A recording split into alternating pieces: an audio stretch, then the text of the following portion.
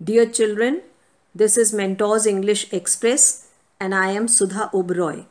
I am going to explain the children of class 12th poem number 4, A Thing of Beauty, from their English book Flamingo.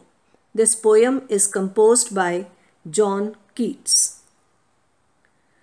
First, let me tell you about the poet. John Keats was born in 1795. He was an English romantic poet who devoted his short life to the perfection of the poetry marked by vivid imagery, great sensuous appeal, and made an attempt to express philosophy through classical legend. His admirers praised him for having developed a style which was more heavily loaded with sensualities. The poem A Thing of Beauty is an excerpt from Endymion. The poet says that a thing of beauty is joy forever. It removes away the pall of unhappiness that covers our gloomy spirits. Here's the explanation of the poem. A thing of beauty is a joy forever. Its loveliness increases. It will never pass into nothingness.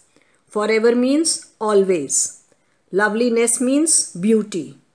Pass into nothingness means never loses its value. The poet says that anything which is beautiful fills our hearts with ecstasy. It gives an everlasting joy, and its beauty never fades away from our memory and imagination. In fact, its beauty increases with time, but will keep a bower quiet for us and a sleep full of sweet dreams and health and quiet breathing. Bower means branch of a tree or shade. Here, the poet gives an example of a shady tree. A dense shady tree provides cool shelter under which a weary, tired traveler gets a sound sleep full of sweet dreams and health. Likewise, a beautiful thing gives us peace of mind, joy and contentment. So whenever we are dejected in our lives, the memory of these beautiful things revives our spirits and motivates us to move on in our lives. Therefore, on every morrow, we are wreathing a flowery band to bind us to the earth. Morrow means the following day or morning. Wreathing means weaving. Band means a narrow strip. Bind means to attach or to connect. The poet says that because of these beautiful things, every morning we become hopeful and optimistic and weave a flowery band that connects us to the earth. He means to say that every morning we again search for joy and happiness, spite of despondence of the inhuman dearth. Spite means malice or a desire to offend someone. Despondence means disappointment. Dearth means not scanty or in abundance. Inhuman means selfishness. He further says that there is no dearth of inhumanity like jealousy, hatred, distrust, rivalry among people, which fills our lives with stress and pessimism. Of noble natures, of the gloomy days, of all the unhealthy and over-darkened ways made for our searching, yes, in spite of all, some shape of beauty moves away the pall from our dark spirits. Noble natures means good, kind, helpful people. Gloomy means sad. Searching means looking for. Pall means a cloud of sadness. The poet says, beautiful, noble souls also coexist in and around us in the form of beautiful things, places or experiences, and they remove the veil of gloom or sadness from our hearts and lifts our dampened spirits by giving us eternal joy. So in these lines, the poet wants to say that we must keep looking for such beautiful things in our surroundings. They are going to rejuvenate our gloomy heart and fill it with hope, joy and optimism. Such the sun, the moon, trees old and young, sprouting a shady boon for simple sheep, and such are daffodils with green world they live in. Sprouting means producing or developing. Boon means blessing. Daffodils are flowers. Green world is forests or plants or trees in our surroundings. Here the poet says that some beautiful gifts of nature like sun, which is a constant source of energy, the calm and soothing moon, the old and young trees which provide us cool shade, a simple flock of sheep, and a lovely garden full of daffodil flowers. These are some wonderful gifts of nature, which are not only a feast for our eyes, but these divine objects of nature fill our hearts with hope. And clear rills that for themselves a cooling covert make against the hot season the mid-forest break, rich with a sprinkling of fair musk rose blooms. Clear rills means streams with transparent water. Cooling covert means shelter of bushes providing cool shade. Mid-forest break means thick bushes in the middle of the forest. Sprinkling means scattered. Musk rose means scented rose flowers. Blooms means blossom. He says that the streams with pure and crystal clear water gives a cooling effect in the hot season, and thick growth of bushes fills our hearts with surprise and happiness, because normally bushes don't grow in hot temperatures, but in forest one finds dense bushes and clear water bodies which are a divine bliss in hot season. Grown here and there are musk roses which fill the environment with sweet fragrance. The poet says a glimpse of all these leaves a positive and miraculous effect on our spirit. And such too is the grandeur of the dooms we have imagined for the mighty dead. Grandeur means something divine, magnificence. Dooms means last day of existence. Mighty means powerful.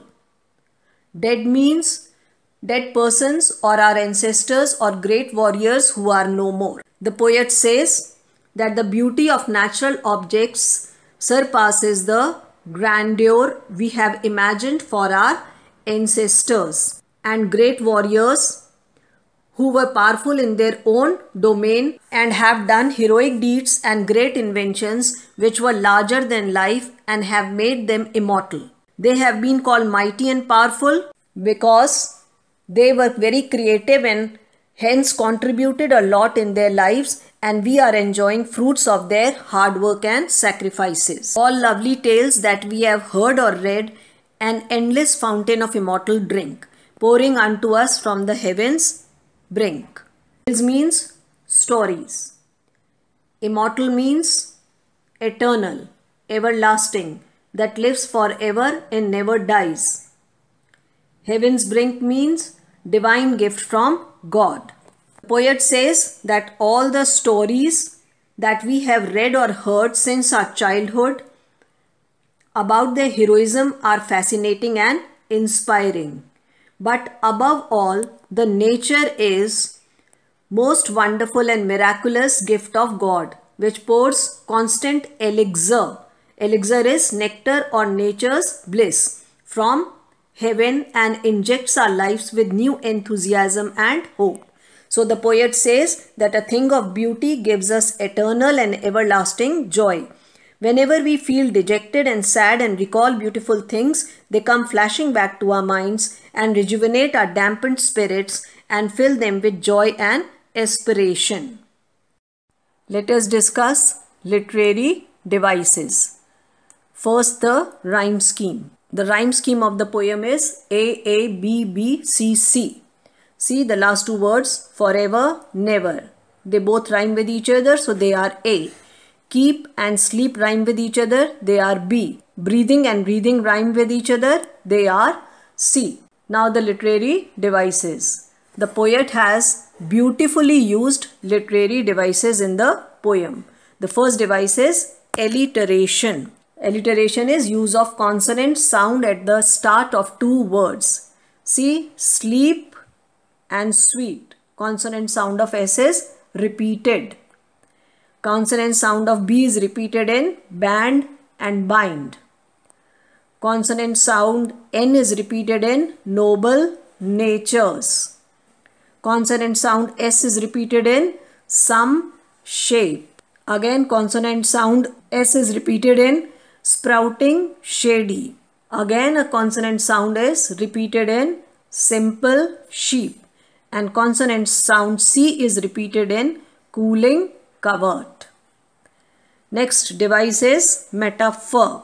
Metaphor is a comparison between two things without using the words like, as or so. See, bower, quiet. Calmness of the bower is compared to the calming effect of a beautiful thing. Wreathing a flowery band. The beautiful things of our life bind us to the earth. And in the end of the poem, we have immortal drink.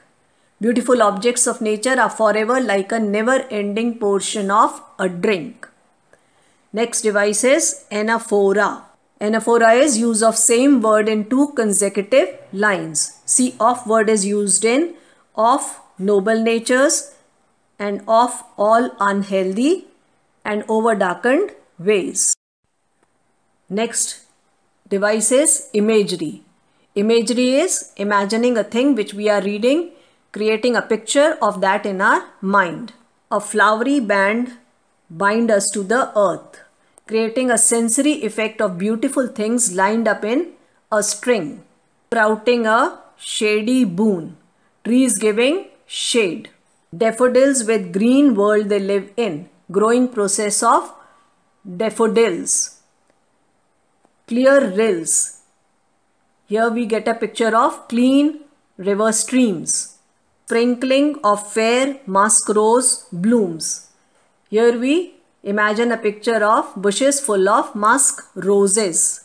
Grandeur of the mighty dead, describing the valor of the fighters or our ancestors, those who were intelligent. Pouring unto us from the heavens brink, providing us with wonderful things. Our next device is inversion. Inversion is normal order of words is reversed. See, are we wreathing a flowery band? Here the normal order of the words is reversed. And next device is antithesis. Antithesis is opposite words placed together. See here, trees old and young. Children, if you have enjoyed this video, like, share and subscribe it. You can also write your comments in the comments box below. Thank you.